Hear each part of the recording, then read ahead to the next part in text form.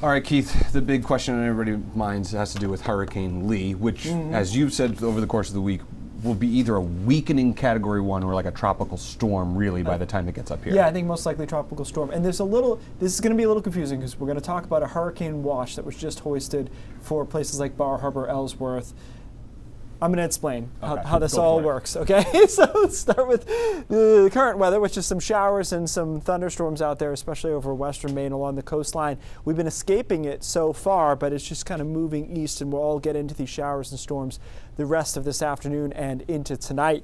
And there will be periods of time where it's just cloudy, and eventually all this after midnight moves east of about Wiscasset and Augusta, and the showers are over down east in northern Maine. By tomorrow morning, I think it's just Washington and Hancock counties that have a chance for some showers continuing. The rest of us will clear out quite rapidly, and we'll have a nice day in the afternoon. We haven't had much of the sun, right? Into the mid-70s, a lot of sunshine. I think it's probably the best part of the week.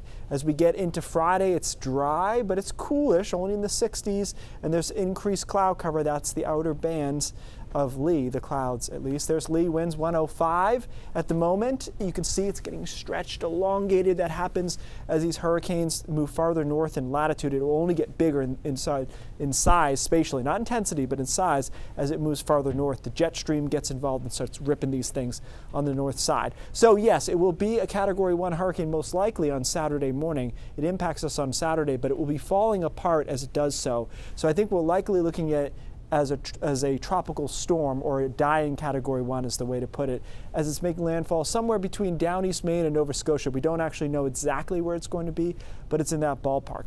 Okay, here's the tricky thing. Tropical storm watches up and down the coast. Makes sense, right? Tropical storm, 39 miles an hour.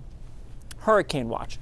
I just talked to the National Weather Service about this, and the reason I did is because I don't believe there is any chance that we're going to get sustained winds of 74 miles an hour and higher, which is what a hurricane is. They explain that because it's so early and they think there could be higher gusts in there, not higher than 74, but higher, they would rather start with a hurricane watch and go down to a tropical storm watch. So I just want to be clear on that.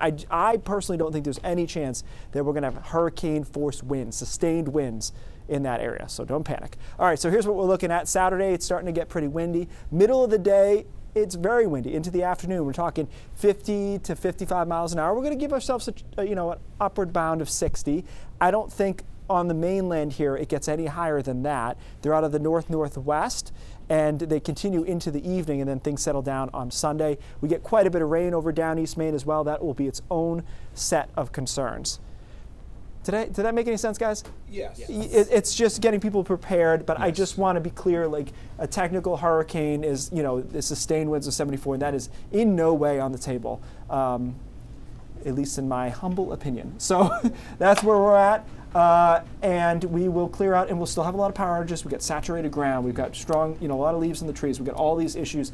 I think power outages will likely be the biggest thing. The hurricane watch, one final thought, does extend into the mid-coast for the water. So that's for the coastal islands of the water. In any case, it doesn't hurt to err on the side of caution. No, and I totally get it. I'm glad. Yeah. This is why it's great we can have these conversations with the National Weather Service, because my first reaction was, what? And then now we got an answer. Yep. Thanks, Keith. All right.